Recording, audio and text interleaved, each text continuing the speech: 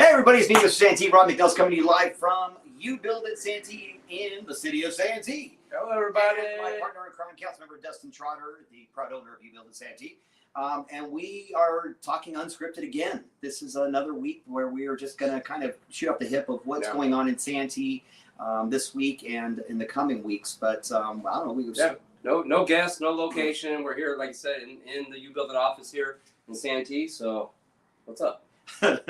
Well, what's up today is we got the first concert of the season. It's a summer concert series again. It is that time, and it's the kind of our favorite time of the year where we get to go out every single Thursday, see families that you kind of miss throughout the year. But it's like a reunion. You got your voice ready, ladies and gentlemen, boys and girls. Ladies and gentlemen, boys and girls, children of all ages, it's time to start the show, and I'll be ready to go. All right. Hope so. I hope so too. But it is. It's really. It's a neat event. If you haven't been out before, hopefully you have. I mean, we've been putting these on for 28 years now, something like that. Yeah. We'll find out tonight. But they've been going on for many years. They've had different locations. They used to be, at the baseball fields, and they were in Trolley Square, and now once we built Town Center Park. 16 years now. At Town Center Park East. And it is a wonderful event. It's very family friendly. Bring the dogs out, bring the family out, bring a picnic out, and you get to just have a wonderful evening out. Your favorite beverage? Your favorite beverage out, yes. And just hang out with the family in the crowd. See your neighbors, see your friends. If you probably went to Santana or West Hills, you're going to see a ton of people there that you already know, and I think that's what everybody kind of talks about all the time is it's like a high school reunion every single week because they run into everybody that they went to high school with, which is, one of the things I always say is a blessing and occurs in Santee. Is you move to Santee, you stay in Santee. So everybody kind of knows everybody. It's a neat thing, but if you don't know everybody, come on out and get to meet some people. It's a really fun event. There's giveaways everywhere. I think Mission Realty is providing some cold libations today at their tent. I know you are doing so as well. With I see Ice Chest is already packed and ready to go. So find Dustin. He's got some cold ones for you. And we will be out there, of course, just kind of chatting it up with everybody. Dean is out there with his trailer. His trailer stage, everything. Bus thingamajigger. Belly dancing bar. Yes, it was at the Renaissance Fair. And yes, tonight we do have the Pistol Blonde. It is a women's country tribute band, so they do everything from women in country. It's a neat event. They're a really good, talented band. I've seen them online. They're going to do a great job. And of course, the drones over Santee. Look out for the drones. First time ever. It's going to be a trial and error thing, maybe, or it's going to be amazing. It's going to be amazing. It's going to be perfect. No down talking about it. It's going to be perfect. It's a patriotic drone show. So if you cannot come to the concert, if you do not come to the concert tonight, some crazy reason, look up in the sky just after 8 p.m. tonight, and you actually see something really cool. It's the first time we've ever done this in the city of Santee. Fireworks are very expensive, obviously. Its own thing. So this is a new thing. You're in California, where they're always trying to stop darn fireworks from being anywhere in California. So it's a technology. We're going to give it a try and check it out. So it is a patriotic drone show. Unlike the patriotic drone show that's going on in the Middle East, that's very, very different. This will be very safe for the family and a great time. I am looking forward to it and seeing the music to it and all that kind of stuff. I've actually never witnessed one in person. I've seen them on TV, but I've never witnessed one in person. So this will be new for me. I don't know if it's new for you guys, but I'm looking forward to checking it out. Yeah, I mean, like I said, this is our first concert of the summer, the series. It's 10 weeks. This is where we kick off the summer here in Santee. And we always say, we have some cool signature events that we do annually every year. But when we kick off the summer right here, it's a lot of fun. Everybody coming out, and it's one of my favorite times just to everybody go out on a Thursday night, and where else can you go on a Thursday night and get free music and see your friends and hang out? Absolutely. It starts at 6:30, but you really need to be there by like 5:45, 6 o'clock at the latest. Parking is a little tough. Especially since we've had, and the other side, let's talk about that. Oh, yeah. So I did mention this recently. So we've got a couple things happening, you guys, right now in the city of Santee. So the dirt lot that's directly east of Town Center Park parking lot that we've always parked on, that's county property. the county went and installed K-rails in there because we were having some people misusing that space. And then so the K-rails have taken up some of the parking. We'll stop parking there. It'll be directed by our staff. But the biggest thing that we have going on is our community center is being built there next to the YMCA. We have a brand new parking lot that's being built in front of the YMCA that will be open here this month. In a couple more weeks, they're actually striping it, I think, next week. So that will be available for Independence Day for our Santee salutes and the rest of it. But the big thing is the pedestrian bridge. They're used to crossing that pedestrian bridge between the YMCA parking lot and Town Center Park East. It will be closed. It is closed for the remainder of this year and next year while they're building the community center. So that's a big deal. People are used to parking on that side by the YMCA, straight through. and you will not be able to do that. You have to walk all the way around, or use the pedestrian bridge over by Sportsplex. Yeah, there is another one over by Sportsplex. You can go that direction and take that bridge. It's just it's a little bit more of a walk. Actually, I think that's closer than walking all the way around. It depends where you park, and that's why but unfortunately the parking's going to get taken up. Yeah. It's In a couple of weeks, we will have that new one restripes, and so there will be the same amount of parking there. It's just will be the different walk around location. to get there. Yeah, but it'll be the same amount of parking, so that'll be good. And it just gives way to the new community center, which, by the way, again, was not taxpayer funded. It was done with parking loop fees and grants. So the word out there is definitely wrong about that. That was definitely funded with parking loop fees and grants from the state and Fed. So thank you to those organizations for providing that little stopgap for us and giving us that information or that donation. But yes, we will have a community center very, very soon here, next year and a half ish. Yeah. The parking lot was the first part, so that they can start the construction, so they can take parking away from the YMCA. Right. This shuffle it around a little bit. And now the construction will start on the actual community center, which will be a great thing. So we actually messed up. We did. We did. Okay. We said it was going to be the Journeymen as the first band. Oh, that was the week before. That was week. Okay. So I'm like, today we messed up already? No, oh not gosh, it's only 10 minutes in, isn't it? Not today. We messed up. We said it was going to be the Journeymen. The Journeymen is next week, so I was wrong about that. It is the Pistol Blonde show. We already talked about that, but the Journeymen is next week. June 18th, so be there for that. It's going to be a great show. Seeing them, I just saw them over at Full Circle, which is why we're bringing it up, is because they had just been there at Full Circle, and what a heck of a performance they put on. It was crazy. It was absolutely packed to the gills in that place, and they put on an amazing show. So I'm looking very forward to seeing them next week. This week is always just great, just because it's the first one, so you get to see all the old friends again that you haven't seen since last summer. And it is funny. Like at the end of the concert series, there are so many people that you're just like, okay, we'll see you next year, right? Because that's the only time we get to really see them. Everybody's busy lives. But it's but sure enough, they're there. And what's really funny to me is how people pick their spots. Oh yeah, they're like in the grass, territorial. Yeah. It is crazy. Like you know what section everyone's going to be in, because that's the same section they've been in for years and years and years, and they just gravitate to the same general area. There is a handful of people, and I say handful, probably 5 to 10 roughly, people. They go out in the morning and put their tent out in the morning, like 8 a.m., 7 a.m. They're out there putting their tent. That's crazy. It's true. Hey, it's a public park. It is. They have every right to do that. Hey guys, I'm gonna miss the summer concert. All of them. Oh man, yeah, you moved, didn't you? Yeah, he did. That's a bummer. But yeah, they literally go and put their tent out 8 o'clock in the morning to the spot.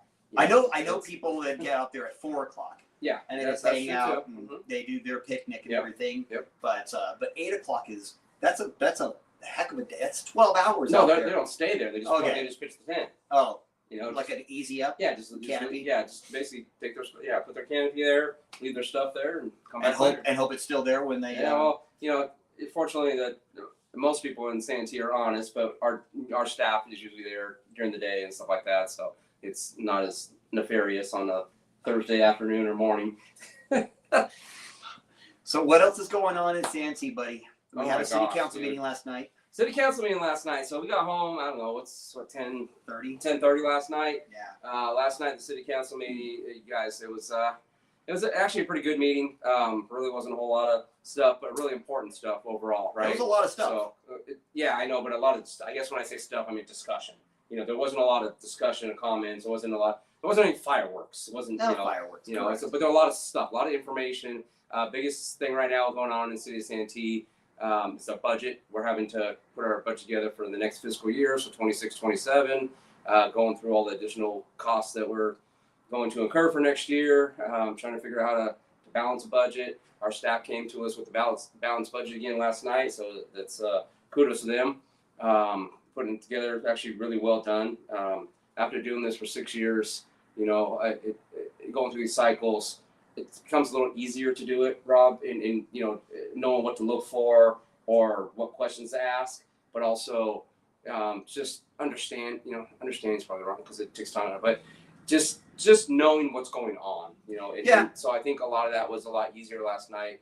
Collectively, there just wasn't a lot of misinformation. At least for me, I knew what was going on a lot more than previous years. Yeah, we talked about that a little bit last night as well. As it's the more times that I've seen the budget. This is my 16th year of seeing the budget. I don't ask as many questions because I know the answers. Or I know where it's coming from already. But the general public doesn't, and so it was nice to have some of the questions asked. That just to get them out there and let people know that we're not asleep at the wheel there. We know we're paying attention. It's just we have gone through this. We do know what's in there, and we know where to look. Everyone's looking for that aha moment, or that gotcha moment, I should say, for where's the fat? What have we done? And one of the things I'm truly proud of for the city of Santee is we've done a really good job of keeping that budget extremely lean over the last 16 years to a large degree, and try to have some forethought and some planning. Now, there were times where we joked about last night, but it was a real story. We've had members of the council that would say things like, "Well, it doesn't matter. I'm not going to be there when that happens." Yeah. And that's was really upsetting for me because I knew I would. But some of those things have come to pass. But we have a council now that is doing a good job of actually making those hard decisions, but putting what's foremost in what we see is the community's highest interest or highest needs first, with regards to roads, signalization, and potholes, things of that nature. And what have I always said our top priorities are? It's always public safety and infrastructure. It's what government's supposed to be doing. Take care of the people in that manner. The last several years we have put the effort in there. The fruit and the labor is there. The numbers are there. The facts are there. What keeps reiterating to me that we're doing the right thing was the surveys that we saw last night. Yeah. The recent surveys that we did last year. I think it was October, November last year, something like that. And then the ones we just did this past May, those citizen surveys, we got 1,000 surveys back from the citizens, and it's like 60, almost 70% of them were about infrastructure, about roads, about sidewalks, park maintenance, traffic, things like that. Yeah, that's the highest priority. It was the highest priority. It is the highest priority to the citizens. Yep. And so I know we're on the right track. We've been on the right track, and like we talked about last night, we got to keep that momentum going, obviously. Yeah. And and that's why it's coming back again. We're gonna make sure that we find a way to keep funding the roads, the road pavement repairs, and all that kind of stuff at the level that we have been for the last 5 years, in order to get us to that 70% CPI rating. Well, I think we set 70 originally. I think the bar is on 75 here pretty soon. I actually think 70, 72, 73 Yeah. is reasonable and manageable. It is happy medium. For a very long, for the long term, without breaking the bank. Yeah. I think it's very possible, but it's going to take another couple of years of doing what we're doing, and then you can get back more into the maintenance part of it, which is less costly than what we've had to do with some major road repairs. If we had that large capital improvement fund available, we'd actually be able to to take care of some major issues that have been deferred Yeah. for so long Yeah. that will naturally increase that PCI significantly. CPI. Yeah. Right? No, PCI. No, PCI. Yeah. Payment. CPI is what Yeah, I deal with exactly. in Yeah, the finance world. So you threw me off. I'm like, wait a Consumer minute. Price Index. No, PCI, Payment Condition Index. Yes. Which CPI just came out this week, so. But yes, these are things we talk about. We do talk about CPI. We talk about, Cost of living increases. with PPI, Producer Price Index, and what it's cost to produce items, and where we see that going.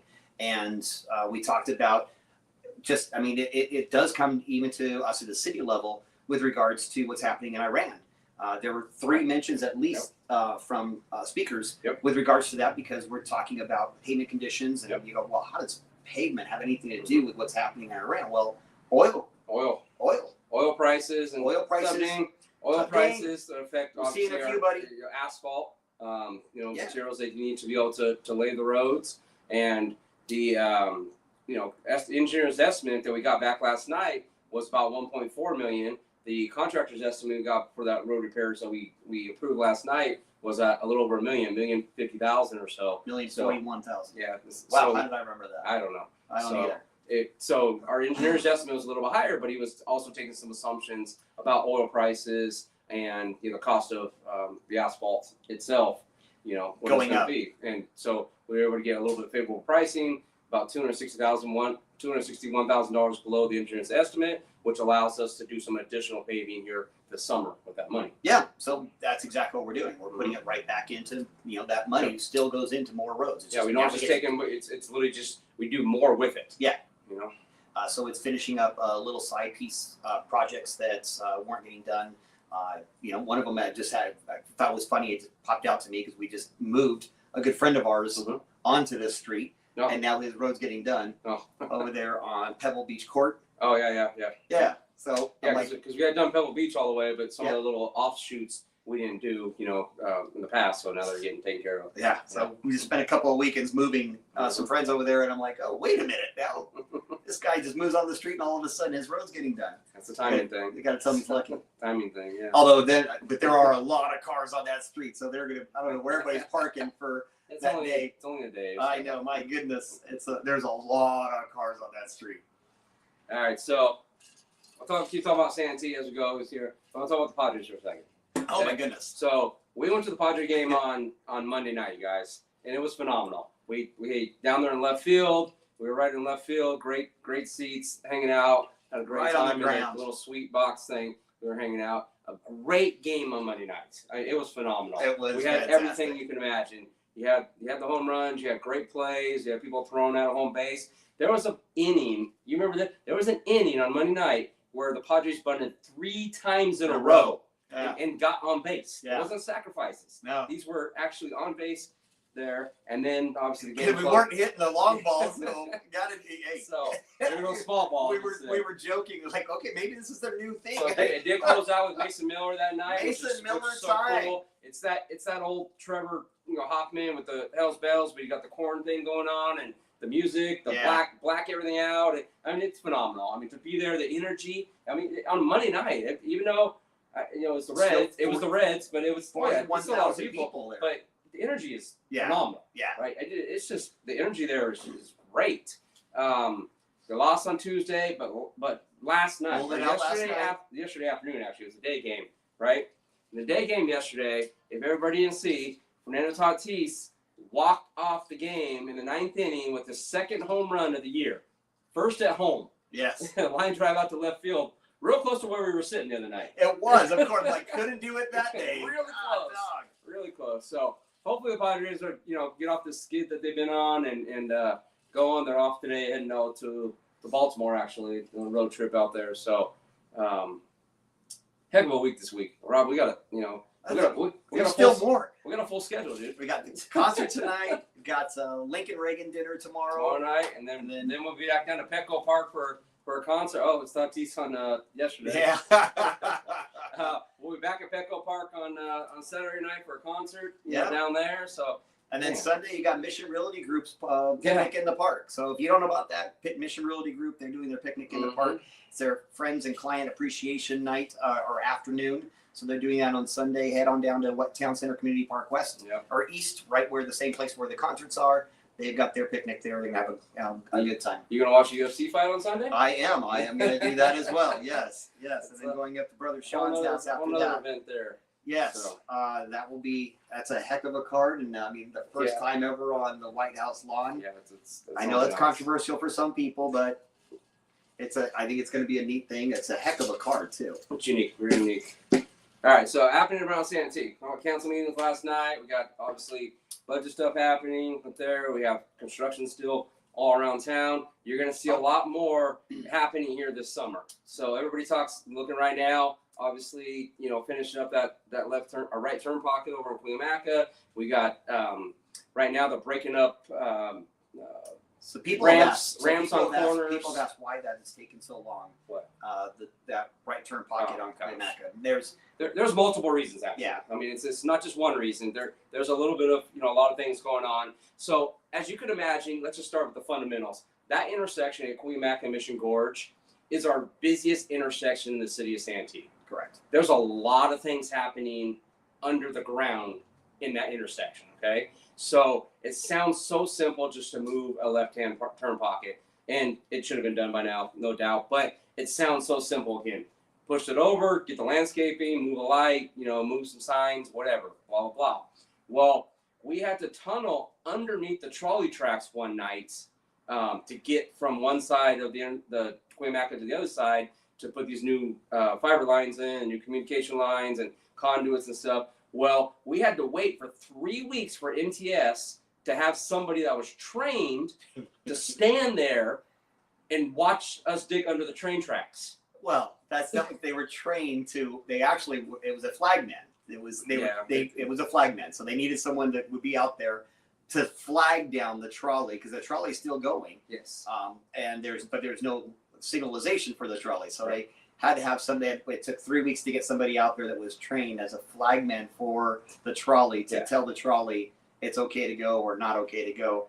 That was part of it, but another big part of it was actually that so the city of Santee has been around since 1980, but the city of Santee is actually, before it was a city, it was unincorporated San Diego.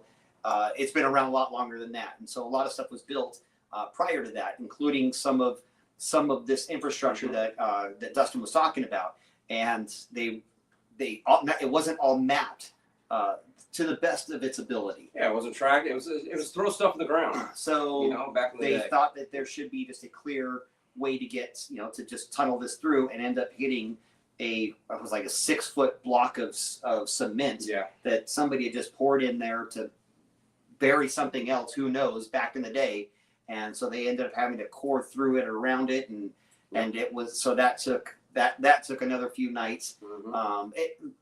Things like that you just run into that you shouldn't, but you still do, and little things like that just cause a delay. And then they had somebody lined up to flag for the trolley, and because that delay caused a couple more days, well then that person was no longer available. Right. So now they had to wait 3 more weeks to find somebody else that was doing. So they just sat there for 3 weeks doing nothing. It's the silliest stuff in the world, but it's beyond the city's control. Talking about silly stuff, dude. So I don't know if you can see what's going on Mass Boulevard right now. Oh yeah, I know Mass Boulevard. No, not the actual street though, but basically the handicap ramps that were just recently poured.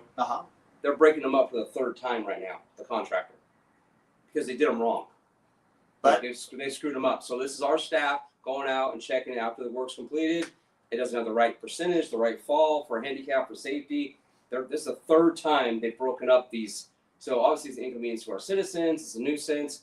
But you know what the old story is? Kind of like this right turn pocket thing is. Everybody thinks the city of Santee are idiots. Yeah. Right? It's our fault, right? Yeah. So it's our fault that the contractor screwed up, right? So it's, you hired him. Well, okay, great. He's qualified to do the job. Theoretically. He didn't do it right. Yeah. So he has to fix it. But we're holding him accountable. Well, we're holding him accountable and we're making it right. because at the end of the day, it needs to be safe for the pedestrians using the crosswalks, the handicap or the accessible, stuff there and all that. So yeah, a couple of these, they're getting torn up a third time right now. it's just, it does make everything feel just like, it's like, I know, but in Mass Boulevard, because of the AWP project, it just feels worse. Yes. And he's talking about the advanced water purification system project, which tore up Mass Boulevard, and people again think that's the city of Santee, and it's not. It's another municipality altogether that has easements in the roads. Now they have to repair them after the fact, and then they didn't repair them properly. Oh, no. So our staff went back out They and took them up 3 or 4 times. Yeah, and told them, nope, that is not acceptable. You gotta redo this again. So we obviously want to have the streets done properly, and then so that we can do a permanent fix to it, and then then it's set for another 20 years or whatever the case may be until it has to be resurfaced. But one of those. Beyond that is we actually had years ago we started doing the curbs so that they were handicap accessible. Oh, I know.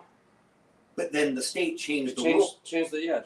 So then we had to go back and do it again. Because they changed it. They said, "Oh no, we know we made you do all this, and now we're saying nope, that wasn't good enough. Now you have to go back and do it again." Right. And the state paid us back for that, right? No. Of course not. No. Of course not. No. So all of the stuff again, these are state mandates, but there's no funding from the state for these mandates. It's just stuff that we have to come out of our pocket with and figure out how to fund, and you have time frames by which to do it. And if you don't, then you're fined even more. So you've got to find the money now when you weren't planning on it. It wasn't something you could put into planning down the road. And again, these are things that I, as an average citizen, wouldn't understand this, wouldn't know this, because it doesn't make sense. It's like, that's not how business is done. It's not, who would make you do that? And that doesn't make sense. Yeah, but that's how the state works. Yep. So it's frustrating for all of us. It's frustrating for staff. It's frustrating when it all kind of seems like it's happening at once. But the other side of it is when it is all happening at once, it's like having twins or triplets. It's crazy for that year or two, and then once you kind of get past that certain stage, it's just okay. Now it's just easy done, and you got everything is all done at once, and so the pain's all over. You kind of forget about that, and then you've got things that are fixed. So we just got to get to that point. Well, speaking of that, that's kind of where we're actually coming up to right now this summer. So there's a bunch of road paving that's going to be happening throughout the city of Santee again this summer. Yeah. This is all part of our capital improvements that we were doing, all the things that we're going with. Well, Mass Boulevard has been deferred for several years now because of these ongoing projects that have been happening. So we did not want to repave Mass Boulevard, primarily talking about the section from Cuyamaca down to Magnolia. Primarily that section right there is horrendous. It feels like you're off-roading, half the time, right? Yeah. And so we are going to be paving this summer all the way from Canberry, which is just past the intersection there, at top of Cuyamaca, all the way past the high school down to Grand Teton, past Magnolia, curb to curb this summer, which is going to greatly improve that stretch of the road that's been deferred because of all these projects and having to tear the road up multiple times. We didn't want to go obviously do this and then be stuck, right? Yeah. So there's no reason to tear up the roads, to repair the roads, just knowing that they're going to be tore up again by another entity, and then you're kind of piecemealing it together. It looks like heck for forever.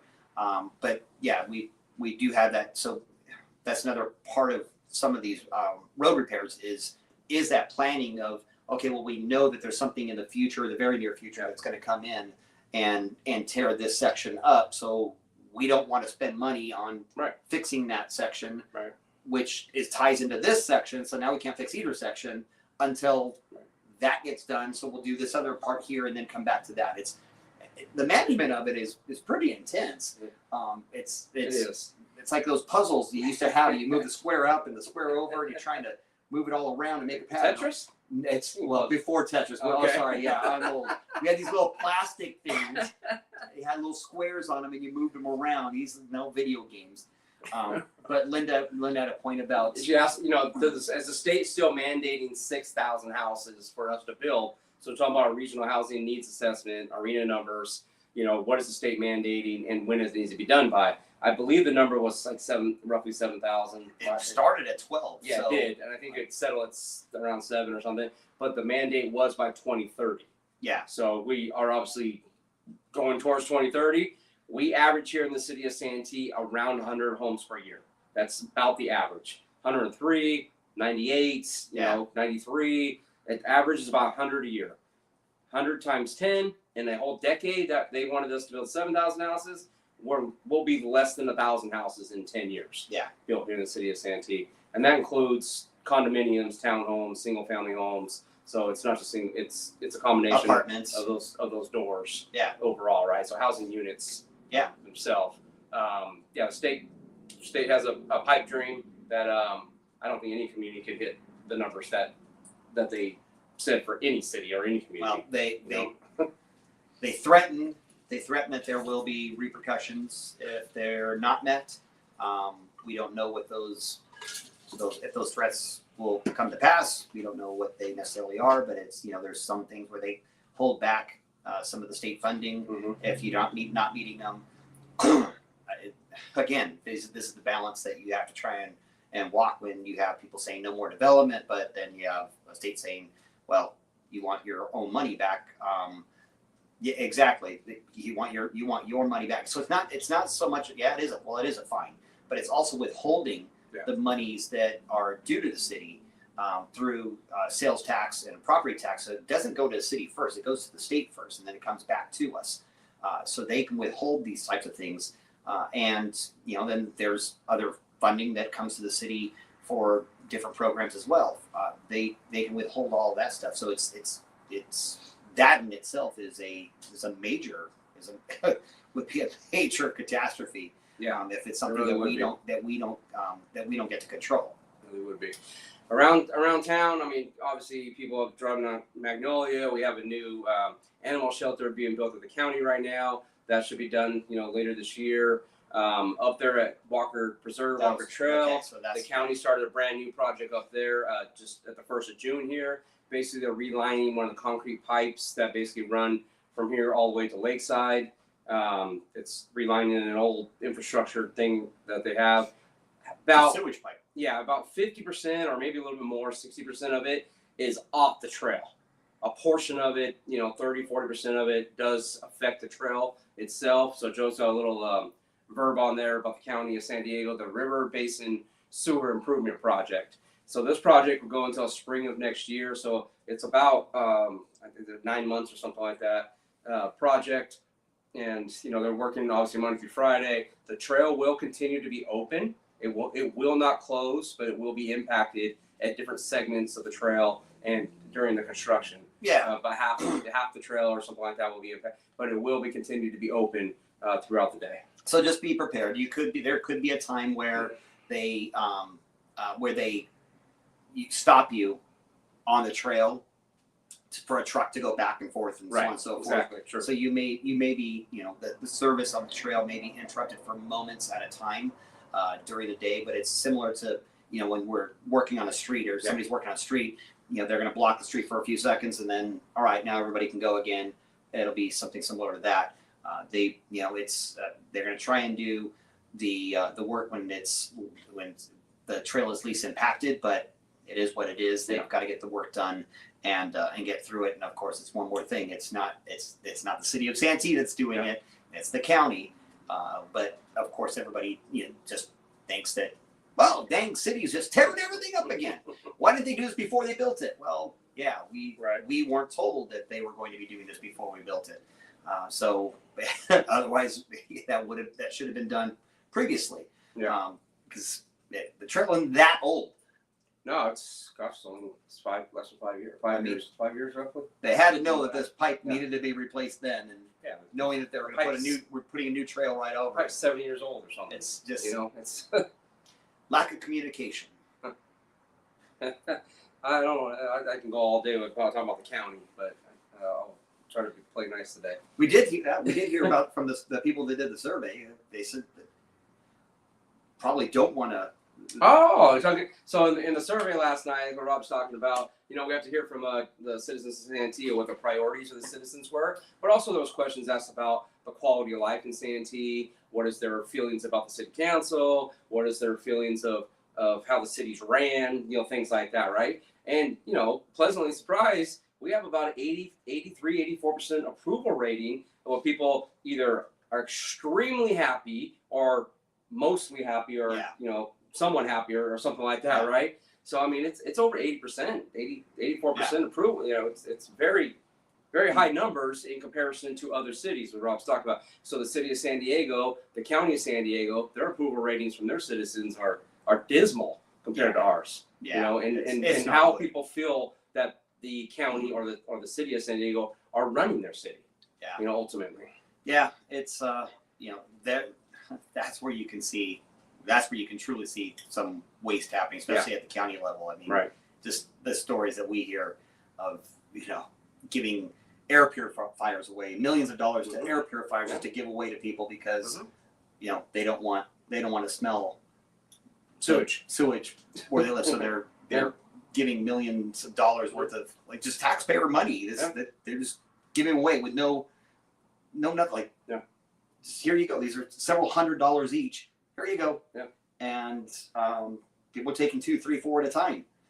It's crazy. There's no rhyme or reason to it, and it's only for a very small area, but it's millions of dollars of county money that are being spent on this type of stuff. And I mean, it's still our money too. We contribute to the county. All of us contribute to the county.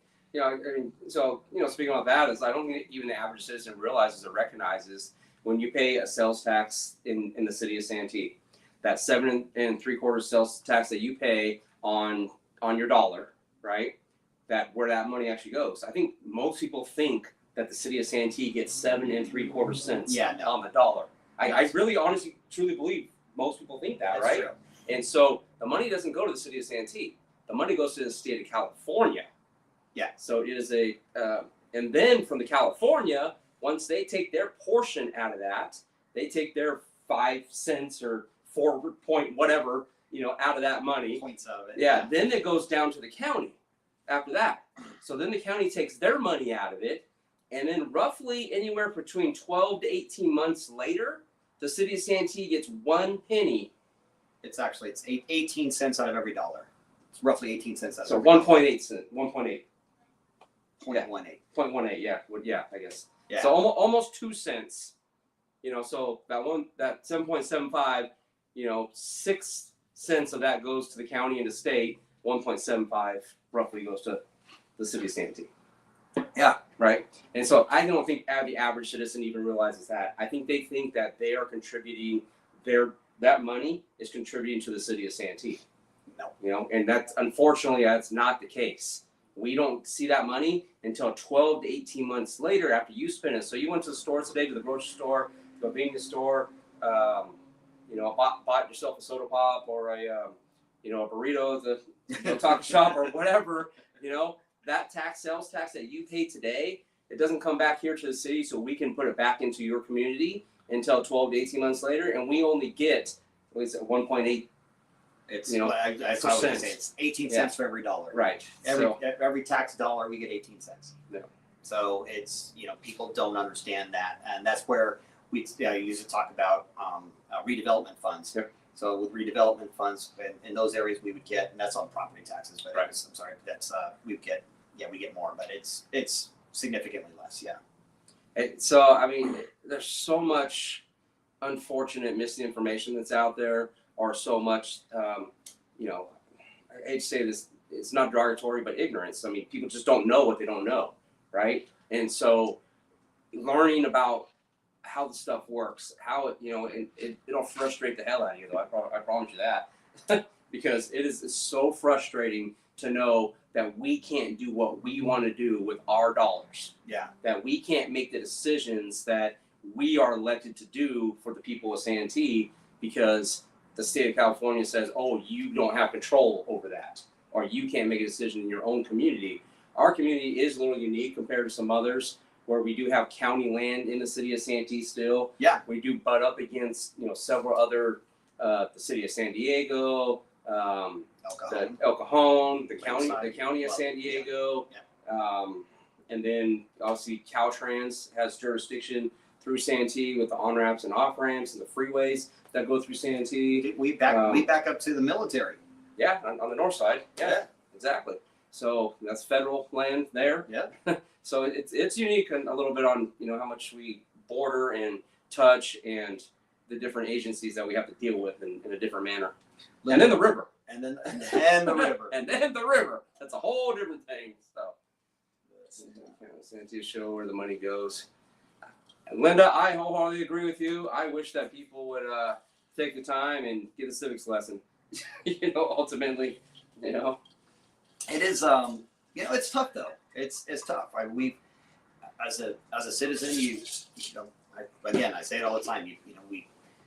We get up, we go to work, do work, we come home, you deal with the kids for football, baseball, soccer, volleyball, cheer, whatever the case may be. You go back home, you eat, you get them ready for bed, you go to bed, you wake up, you do it all over again. And that in a day in and of itself that's a tremendous amount of time. Yeah. And if and that's if you're lucky and have, a mom and dad in the same house. If you're one or the other, it's even more difficult. Yeah. If you don't have kids, you still have everything going on in your world.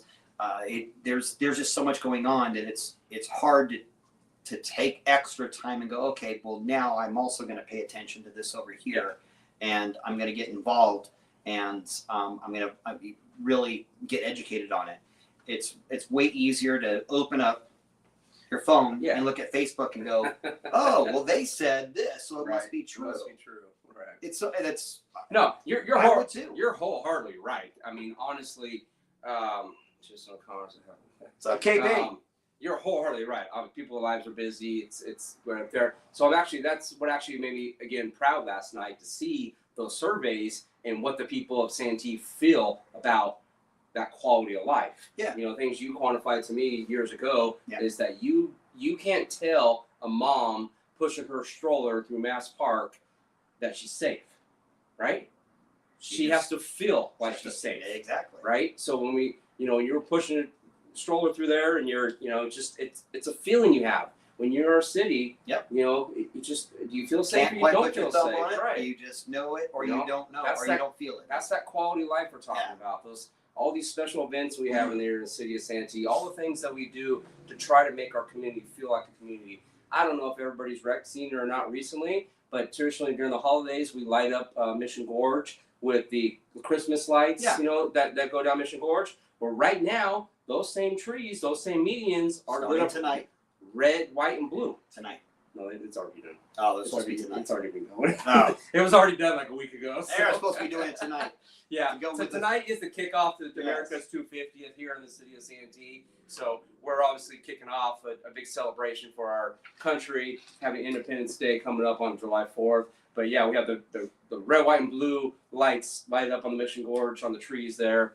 Kind of that stretch shoot from kind of like Panera all the way to Magnolia. Yeah. Kind of that stretch right there.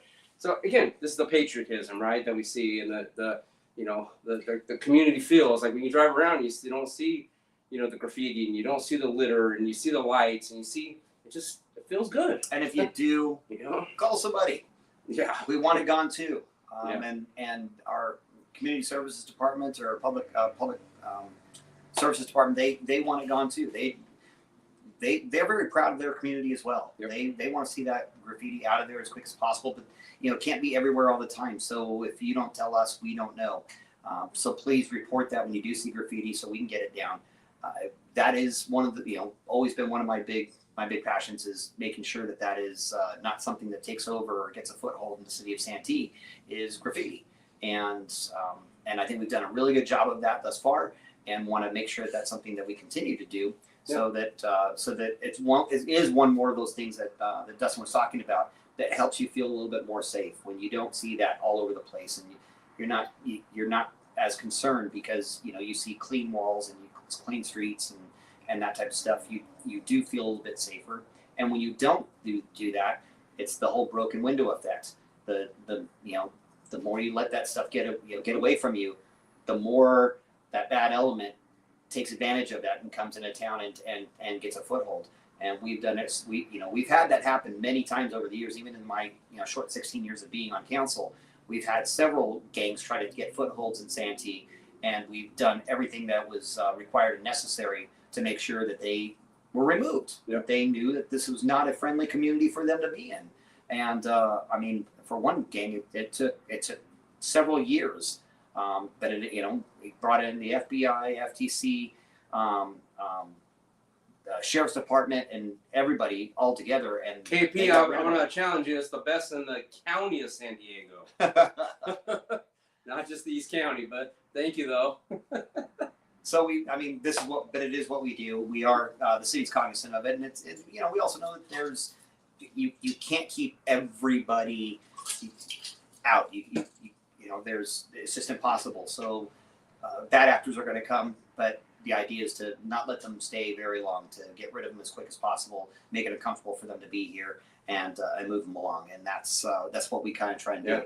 I will say right now we've got one of the best sheriff's captains that I can recall in some time. I mean, we've had some good ones, but this guy is very, very proactive. Well, I think super honestly, proactive about keeping your pulse on it, what's that, whatever. But we had this conversation with the city manager last night. We've had it collective with us and with our staff about culture, obviously, about about caring about the city of Santee. But that's one thing that I noticed about our sheriff's captain, Captain Coucher, is that he cares. Yeah, like there's a passion there, and when you truly care, it's not just a job, right? It's his community too. He lives here in East County.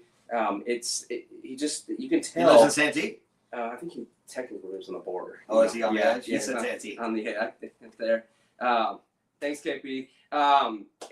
You can tell though, like in our conversations, the actions, speak there. He's doing the things that we set as priorities, but he believes in those actually. Yeah. That's where I see the difference. We're not just telling him to go do this or do that, or go look for this, go look for that. He actually believes that is what he's supposed to be doing, or that's the right thing to do for our community. Yes, I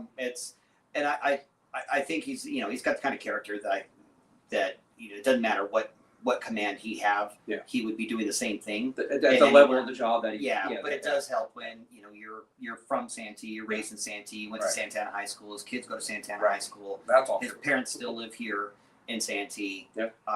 So he's definitely a Santee guy, but I think his character would have him doing the same job anywhere he was at. We just get blessed to have him here right now. And like I said, that's not to say that we've had bad, that all of our other captains have been bad. This guy, he's just very, very astute as to what's happened in Santee and where, because he has institutional knowledge of it. He lives here. His kids go here. They're in high school. They know what's going on.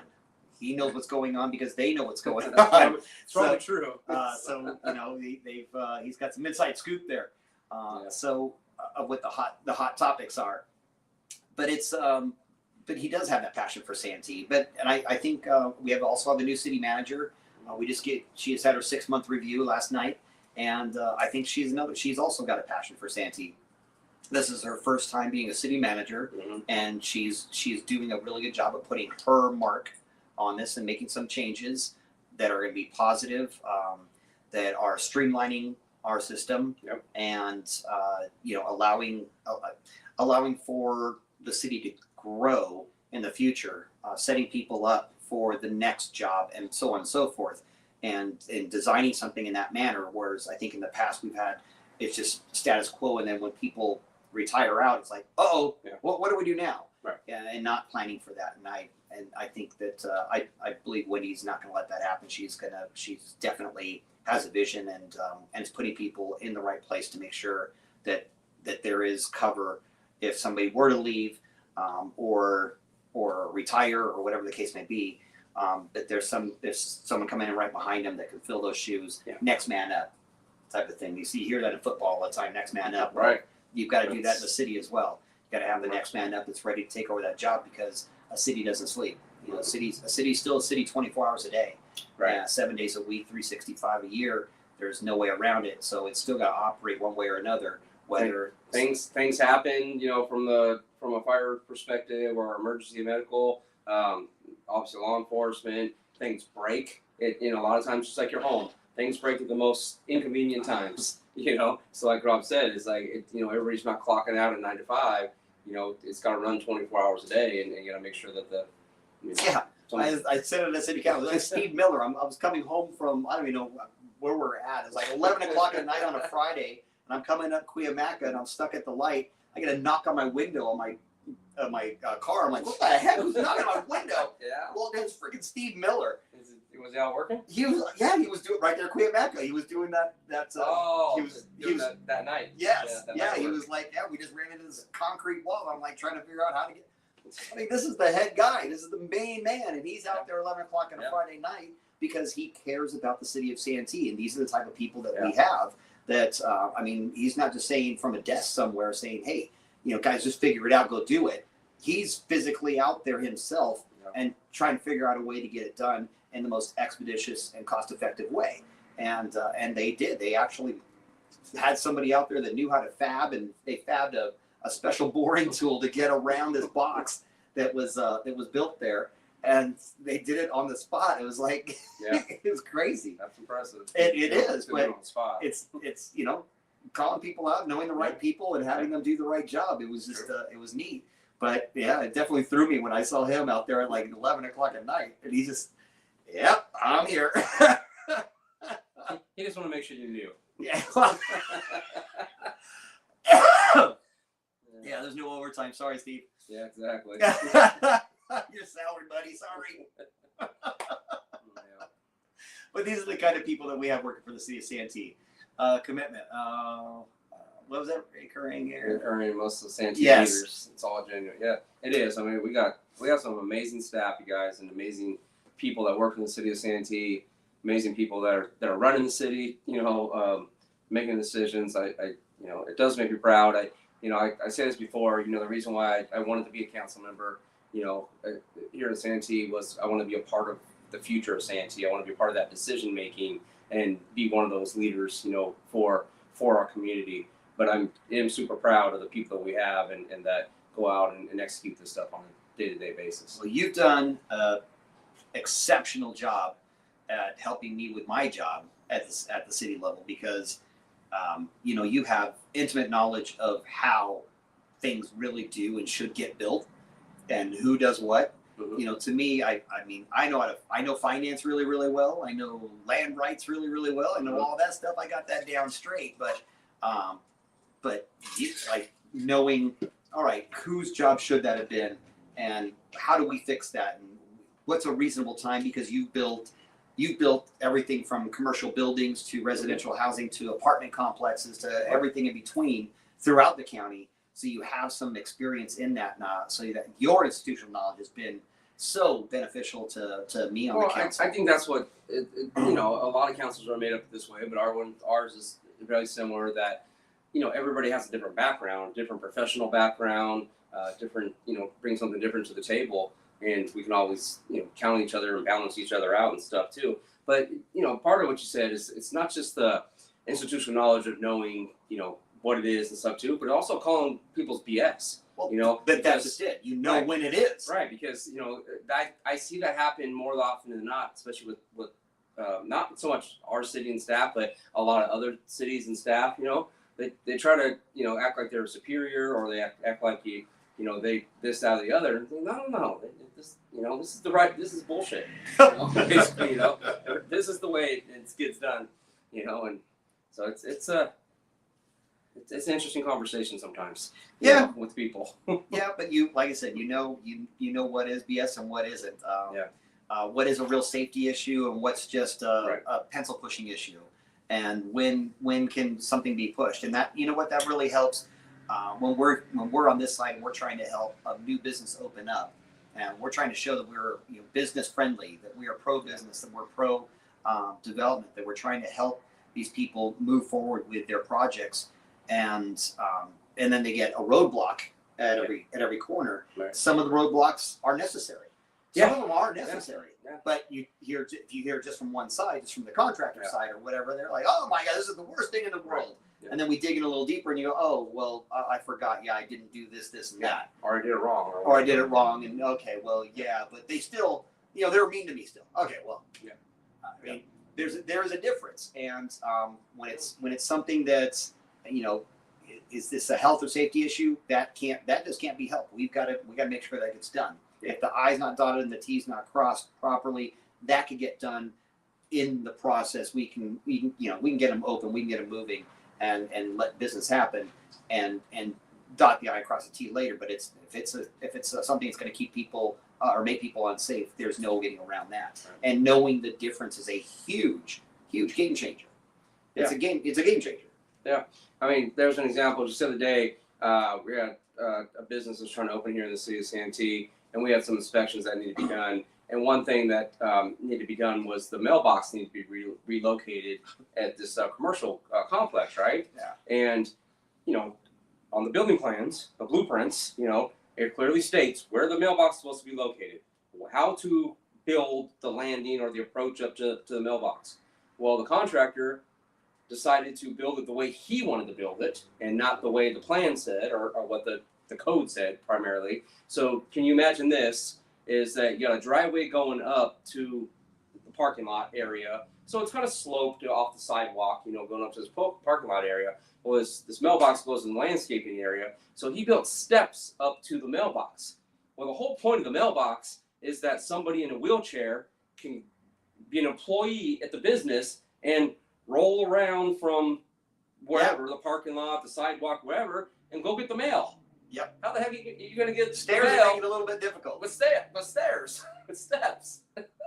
But same thing. So His logic literally was, well, I thought it'd be easier for someone to walk up to him. Unless you're in a wheelchair. Right. The whole point. You're right. Unless you're in a wheelchair, it absolutely is. So, just can't make this stuff up. No, this is real life. But we get a call, the city is not letting us open, and it's crazy. They're just mean, so we've got to go check it out. And this is the stuff that you find out. You're like, well, okay, that's something that's you did it wrong. I mean, redo it. That's real wrong. Redo it the way it's supposed to be done, and then it'll be okay. Yeah. That's and especially when it comes to handicap accessible areas, that's something that there are people that legitimately, that is their whole world, is to go around in wheelchairs and try and find spaces like that where it's not accessible, and then they sue the business and they sue the city for allowing it to happen, and the cities are liable for that. So again, that's something that, was that a health or safety issue? Well, maybe not. Is that something that could have been? But the reality is, if we didn't make sure that that's done before the business is open, the city is now liable for that damage. We approved it in that manner. Yeah, and then I mean, anybody that says, well, I tried to get there and I couldn't get there. Now we approved it, so we're liable as well. Yeah. Those are the types of things that you have to look at and determine what's the big picture. What's the big picture item? The big picture item was get it fixed, and then we'll get you open. Yeah. But we're working towards that, and at least they, and the business owner didn't understand it either. It was like, well, I hired a contractor to do it. Yeah. Right. They said they did it. Yeah, I hired the guy that's supposed to be the professional that does it. I paid him money. So I expect it to be done the way it's supposed to be done. And that doesn't necessarily translate to a real world sometimes. It doesn't. But all right, Rob. So where are you going to be tonight at 6:00? I am going to be at Town Center Community Park East, on stage, kicking off the I don't know, was 28th. I keep saying 28th, something like that. 26, 28. Something like annual concert series in the park for the city of Santee. Looking forward to it, and you'll be right there next to me, I'm sure. Yes, sir. On your right hand side. So we hope to see you guys out there as well. And that's in 1 hour. That's roughly 1 hour. 1 hour. So we hope to see you out there. Come say hi to us. Come have a drink with us. Dustin's got cold libations. I told you Mission Realty has some. Dino has some out there. He's been checking in. live from Town Center Community Park. He's already set up out there, ready to go. If you're heading out right now, he's ready to serve you some cocktails and cold drinks. So we will see you all very, very soon on the concert. Until next week, God bless you, God bless America, and God bless Santee. We'll see y'all soon. Be safe. Bye, everybody. Bye-bye.